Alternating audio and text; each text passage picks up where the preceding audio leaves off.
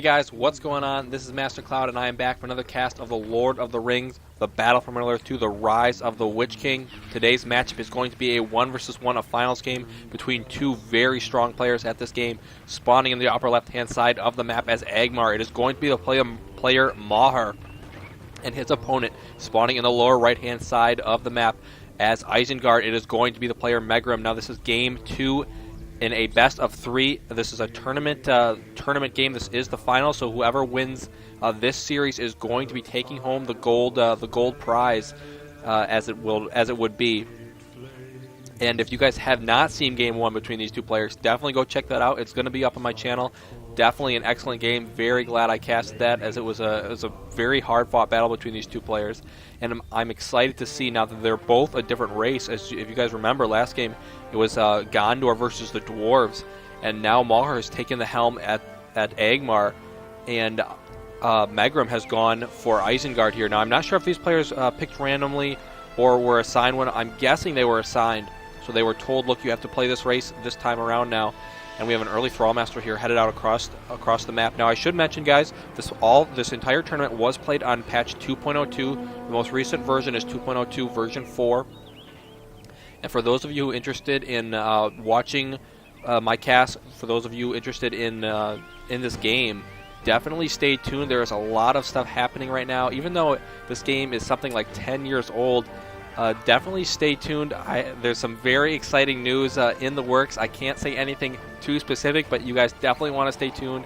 You know, get interested, stay involved, because a lot could happen in a very short amount of time. You just never know. But in the meantime, we have a lot happening right now in this game, as we have an early attack here from some Gundabad warriors from MauHur. Now, if you guys will remember, in that last game, MauHur actually off to a little bit of a disadvantage when he lost a couple of early mines, lost a couple of early units, and Megrim was able to pull ahead quite early in that game. We'll have to see if history repeats itself here, but we have several units of Wildmen out for Megrim, and he's going to be going up against a couple units of Gundabad warriors. Here's some axe throwers now coming in. You have the spearmen as well, and I don't think he has enough here to actually engage that, so he's going to have to retreat with these Wildmen. Now, of course, the Wildmen actually have very low amount of health. However, they can do extremely high damage to buildings. So we'll see if he actually finds a building here to actually harass.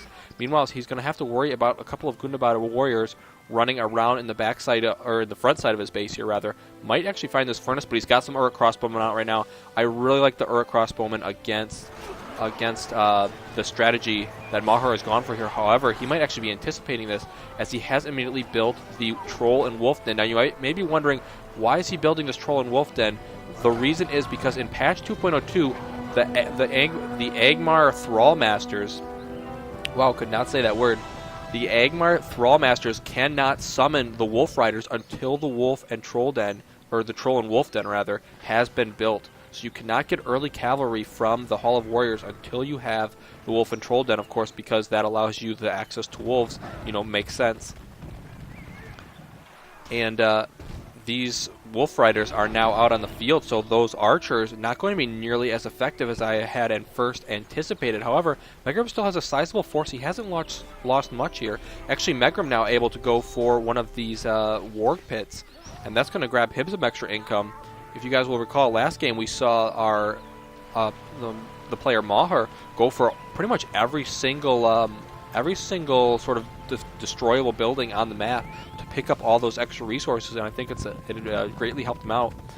Assuming you take out every single one, you're going to be making something like probably 1,000, which is by no means a small amount. At least in the sort of scrappy game that sometimes these players like to play. However, there was quite a few mines last game. Even so, another 1,000 in the bank, always going to be worth it, especially when you can go for upgrades, things like that. Now, we are going to have a bit of an engagement here in the front. The crows overhead are going to provide some help to Isengard player, but the rally call goes down as well. So these players are not going to be completely useless. Now, the Black Numenorians are out. You don't see these units very often. And it looks like they are slicing and dicing through their opponents right now. Tons of Thrallmasters in the back here with the Rudar X-Rovers. The Wolf Riders come in from the backside and take out all of the pikemen there. And these pikemen now are completely defenseless. He's got them in a weird formation here. But I don't think that's going to be the right formation right now, because he's getting chopped to bits by the Black Numenorians and all of these axe throwers in the back, just decimating his troops there. And actually lost quite a lot of troops. Isn't even going to get the mill here in the backside with those Wildmen. The Wolf Riders proving to be incredibly painful. And now he's bringing more units across the way here. I think this is a little bit of a mistake here by Megrim. He's basically throwing these units into the grinder. And it's so early in the game, you don't really want to throw away units this early. And Megrim here making a little bit of a mistake. He's going to lose almost all of these for basically nothing. He might get one unit of wolves, but I don't think these are very expensive. No, 250 for a pair of the Wildmen as well as a pikeman. I mean, pikemen are not expensive. 400 for the pikemen, 150 for the Wildmen. That's something like 700 resources that he just threw away for basically 250 resources worth of damage. Maybe not even. These wolves are still alive actually, so. He's actually going for those additional things on the map now to pick up the extra cash, the additional pits on the map, and loses another unit of Wildmen to these Wolf Riders. They are proving to be incredibly difficult to deal with, and Megrim here falling farther and farther behind as MauHur starts to pick up steam. Now actually getting Dark Rangers out on the field. Wow, this is impressive play from MauHur here, as he has very much taken control of this game in the early stages here, and we are entering the mid stages a bit. We could see a hero out for some of these players. Wouldn't mind seeing either Hwaldir out for MauHur or Lurtz potentially for Isengard. However, Isengard doesn't necessarily need Lurtz until that enemy hero is out. Nevertheless, he could be a huge help on the field now. Looks like these troops are pushing forward. He has enough pikemen here to protect these units finally, but meanwhile the Wolf Riders aren't really bothering with this force. They're more worried about some potential forces around the outside of the map, and might be able to take out this furnace here as well as pick off those Wildmen if they so chose. MauHur here actually falling back. Actually, here comes the axe throwers in from the south side. I'm not really sure how they got down there. Oh, this was the group coming around from the bottom side, and here comes the Wolf Riders in. He actually has decided to engage this army. The rally call goes down on the Dark Rangers. They are going to start to do terrible damage from afar here. They're going to have warriors engage on the front side. The Wolf Riders coming in from the backside might finally get the Wolf Riders, but they're going to escape at the last minute. Actually get taken out by a crossbowman potentially, and they fall down. So he's taken out the Wolf Riders, but he lost everything else, and I don't know if he did the damage there that he needed to do. He's got some Wildmen running around the top side and does have a ton of units on the bottom side now here, so he's done a nice job of farming the map. Actually has a lumber mill over here as well, so Megrim definitely not out of this yet. Even so, why does it say there's units down here? There's actually a hidden Rudar Axeman in the trees down here rebuilding themselves, or rehealing themselves rather. And they will begin to engage now. A troop moving to the south here, but he has to worry about this troop on his north side of his fortress here. The fortress has no upgrades. Even so, this really isn't enough here to deal any sort of significant damage to the fortress. So the fortress is going to be perfectly fine at this point. But some of his buildings on the outskirts here may be in trouble, and he does not want to lose the clan steading. That's an extremely expensive building, 600 resources to build that. So you definitely do not want that to go down, not to mention it would knock down his production capabilities. And the finals game 2 here, guys, is proving to be a pretty interesting match as these players trying to, of course, go for that gold. Some Warg Riders now out, but here comes the Snow Trolls from the Wolf and Troll Den, and they are going to engage those Warg Riders, actually not doing too much damage to them. Meanwhile, the clan steading looks like it might just barely survive. The Swordsmen, the Black Numenorians going down, but the more Warg Riders are out now, and they are going to be able to engage those axe throwers. Megrim here will be able to actually save the clan steading. Excellent work by him. He might lose a couple of these wargs. The Dark Ranger still doing a lot of damage up here. He needs to engage these as soon as possible instead of going for the Snow Trolls, who have been put on defensive mode. You can see MauHur just using these as basically frontline defense to go ahead and defend these archers in the back, who are the real damage dealers at this point. And I think right now he could actually engage that, but actually I think he's a little nervous. These archers deal so much damage, and it is just incredible how long they have survived for now. They're actually up to level 4 from that battle. That's really impressive this early in the game, as these are just doing tons of damage. Could use the desk math. Interesting ability here that I didn't even realize they have equipped to them.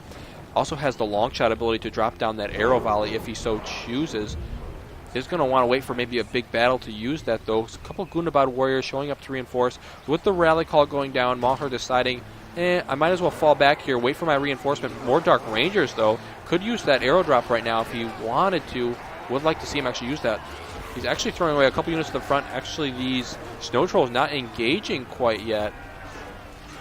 And I'm not sure why not. He actually is, because he has them on defensive mode, but he's drawing him in. Now going to get a charge from the backside here. And we'll take out majority of those pikemen from the back, as well as all of the wildmen. And with that battle, MauHur is looking to be a little bit unstoppable. Actually has, oh my gosh, 3 cave trolls now moving around along from the south side. Did he actually take over this cave troll? Yes, he did. So he can produce cave trolls for 400 resources right now. And these cave trolls are just going to decimate this army. 3 cave trolls running in, and Megrim is at his wit's end. I think he's going to lose all of these troops. Takes out 1 cave troll, but he lost like 3 units there. The Warg's able to take out a group of units here, of the axe throwers, but the cave trolls are still alive. And Sharku, I think I saw Sharku out, didn't I? Yeah, Sharku is out. Actually going for Sharku rather than alerts. Interesting choice here by Megrim, but I'm not sure it's going to matter at this point, as he has way too much Agmar to deal with. And the Witch King's forces are on top of Saruman's right now in a very epic, potentially final battle between these 2 players. The final cave troll goes down. Is he producing more? I'm curious to see. Yeah, MauHur is deciding that he likes those cave trolls, wants to continue producing them for now.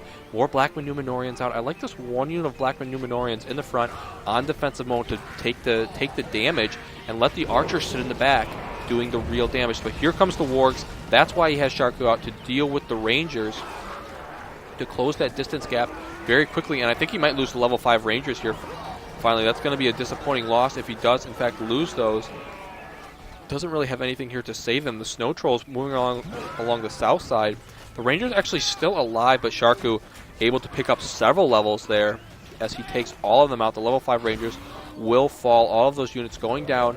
And Megrim able to regain a little bit of grounding. However, two mountain giants are summoned, and the fortress is in a dire shape at this point. He needs to take these out as fast as possible. The fortress taking tons of damage. 1 more rock is going to hit it. The giant will go down, but he dealt way too much damage to the fortress there. These swordsmen should actually switch over. There's the arrow drop going down. Takes out, nice arrow drop.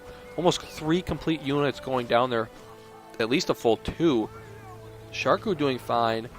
But the fortress, this is scary. This is not what you want to see. 1 quick run-in by these snow trolls, or really anything, and this fortress is going to collapse like a pile of straw. So he needs to defend that as much as possible. Might even consider, building some wall hub expansion. It's only 150, so just to protect it on the outskirts, in case any enemy units gets close. But he does not want to lose his fortress at this point in the game. I mean, we're really only about 13 minutes into this game now, and fortresses, you're not really going to have the extra money to start really building up your fortress until maybe about 20 minutes into the game. Maybe a little bit earlier, depending on your farm space, but he certainly at this point is too busy producing units to worry about that. He actually loses this whole force to the front. The cave troll has picked up a tree and it decimated his fortress there. The snow troll's moving in from the backside here. Does he have units in position to defend this? Actually deciding not to go for the fortress at this point. Will instead take out the mines. It's going to be a slow death, it looks like, for Megrim. Or at least that's the idea that MauHur is operating under. A cave troll now finds a couple of these units, but Sharku is in here. Sharku can deal with the cave troll. But more importantly, it looks like he's trying to take out some of the income structures of MauHur. But meanwhile, he has a bigger threat to worry about, and that is a huge group of units moving across the center of the map. MauHur, I just realized in this game, has not built a single hero. Has decided to opt for an all unit based strategy here, rather than going for those more high damage heroes. He does have the high damage archers out. Has gone for the snow trolls. And here you can see Megrim getting very nervous as these units move into his fortress. He needs to defend it as much as possible. There's the arrow drop and the whirlwind, and what an excellent play. Oh my gosh, from MauHur. as he takes out pretty much all of the enemy troops with a 5 spell and a single, or was there a single or double arrow drop there? I think it was just a single arrow drop. And Megrim at this point is looking to be in very bad shape. He has a couple of units around the backside here, but what are they taking out? A mine or two? And meanwhile, he's got a huge army barreling down the front. And at this point, they can just focus on the fortress itself. They have enough axe throwers here. I wouldn't even go for the exterior items. The axe throwers should be able to focus it down, but nevertheless, he's going to take him out. You can see the fortress starting to take damage. And I think MauHur is going to take down the fortress, and with that, Megrim's hope for potentially winning this game. And it looks like MauHur is going to be the victor, actually losing 0 games this entire tournament. So congratulations to MauHur. Did actually have a Walder in here at the end, but it's not going to make a difference as Megrim has fallen. Sharku going to survive for now. Actually not going to survive as he's getting mauled by all the snow trolls. And so congratulations to our player MauHur for winning this this tournament. I hope you guys have enjoyed these tournament games. Remember, guys, this was played as a tournament from Gamereplays.org.